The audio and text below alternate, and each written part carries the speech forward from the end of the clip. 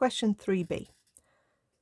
So now we have the product moment correlation coefficient data given to us as negative 0.8206.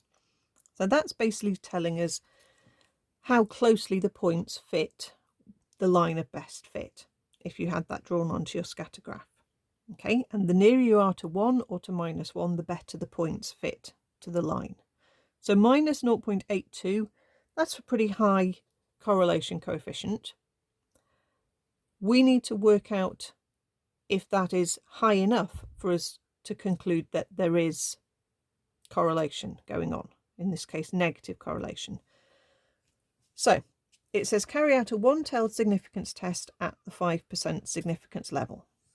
So H0 and H1 have to be written with symbols, ideally, because writing it in words, you've got to get into such wordiness, it's not worth it. So just do it in symbols. You need the symbol rho, which is the Greek letter.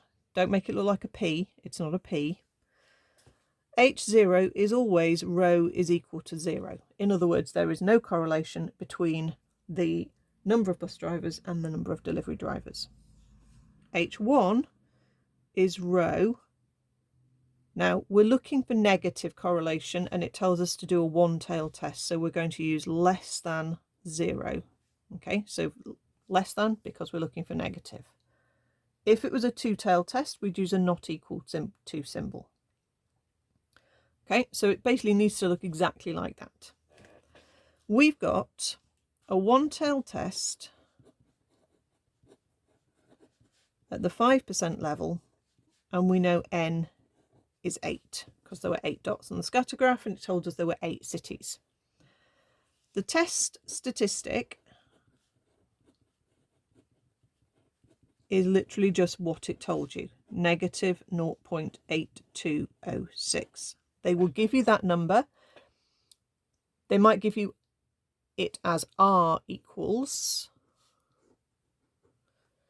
They might even tell you r squared equals, in which case square root it to get r. But you need the r number, or it might just not even use that letter. It might just tell you this is the product moment correlation coefficient. What you do is you look up the critical value from the stats tables. Okay, so let's just show you. I haven't got one handy, so I've just looked at it on my laptop. Okay, that's what it will look like if you can see that. We want one tail, 5%, down as far as n is 8. There we are, 0.6215. That's all you have to do. So you look up your critical value, 0.6215. And because we're comparing it to a negative test statistic, just put a negative sign in front of it as well. Okay, so you would get the mark if you forgot the minus sign there. You now need to do a comparison. So when you think about your correlation scale running from -1 to +1, we're looking at the lower end. Anything from the critical value of negative 0.6215 out to the side, in this case out to the left. Okay, if you were doing a positive critical value, you'd go out to the right. Anything in that region is called being in the critical region, and our test statistic is definitely in the critical region, okay, because it's negative 0.8206. So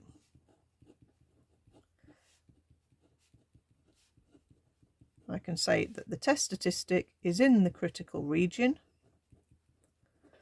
Therefore, that means it's big enough. And we're going to reject H0, which was saying there is no correlation. And we're going to change our minds to H1, which is saying, okay, now we think, yes, it's big enough to show that there is negative correlation.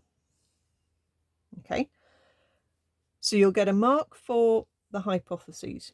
You'll get a mark for knowing your test statistic, a mark for the critical value, a mark for deciding what to do with like the comparison and whether you're going to reject H0, and then your last mark is for your conclusion.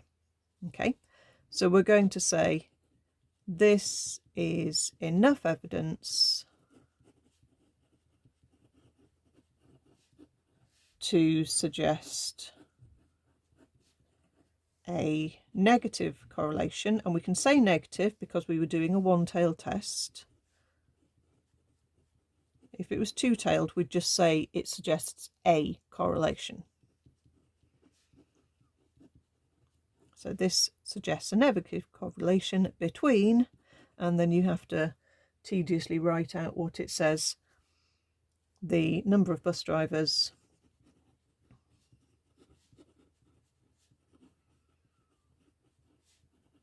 and the number of delivery drivers. Don't skip the writing the context because you won't get the mark. Okay, and there's your 5 marks.